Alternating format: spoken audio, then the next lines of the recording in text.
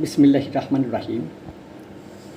আল্লাহ সুবহানাহু তাআলা বলেন, মুমিনগণ যেন মুমিনগণ ছাড়া কাফেরদেরকে বন্ধুরূপে গ্রহণ না করে, আর যে কেউ এরূপ করবে তার সাথে আল্লাহর কোনো সম্পর্ক থাকবে না। তবে ব্যতিক্রম, যদি তোমরা তাদের নিকট থেকে আত্মরক্ষার জন্য সতর্কতা অবলম্বন করো।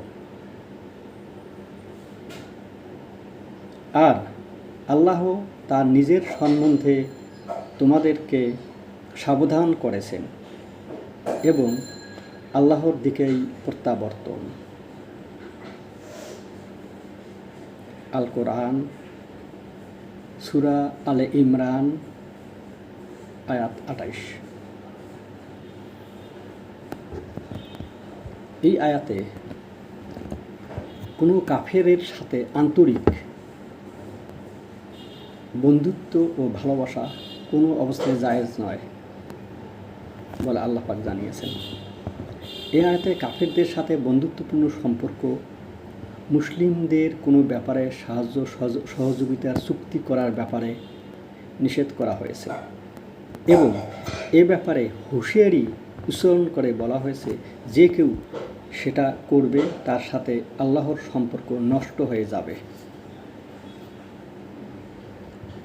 আল্লাহর দ্বীনে তার কোনো অংশ থাকবে না।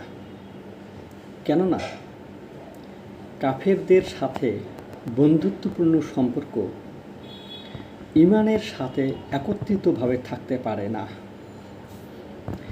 ঈমান তো শুধু আল্লাহ ও আল্লাহর বন্ধু মুমিনদের সাথে সম্পর্ক রাখতে বলে, যারা আল্লাহর দ্বীন প্রতিষ্ঠা করে এবং আল্লাহর শত্রুদের সাথে জিহাদ করে।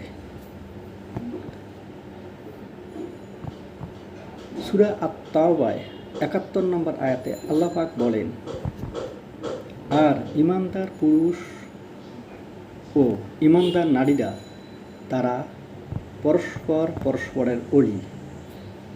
সুতরাং কেউ যদি ঈমানদারদের ব্যতীত এমন কাফেরদেরকে বন্ধু বানায় যারা আল্লাহর নূরকে নিভিয়ে দিতে চায় এবং তার বন্ধুদেরকে বিপদে ফেলতে চায়, তাহলে সে মুমিনদের গণ্ডি থেকে বের হয়ে কাফেরদের গণ্ডীভূত হবে।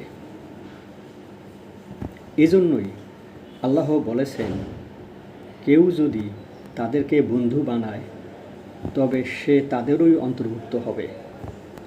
এ আয়াত থেকে প্রমাণিত হলো যে কাফেরদের থেকে দূরে থাকতে হবে, তাদেরকে বন্ধু বানানো যাবে না, তাদের সাথে পারিবারিক সম্পর্ক থাকতে পারবে না, অনুরূপভাবে তাদের প্রতি অনুরাগী হওয়া যাবে না, কোনো কাফেরকে মুসলিমদের উপর কর্তৃত্ব দেওয়া যাবে না।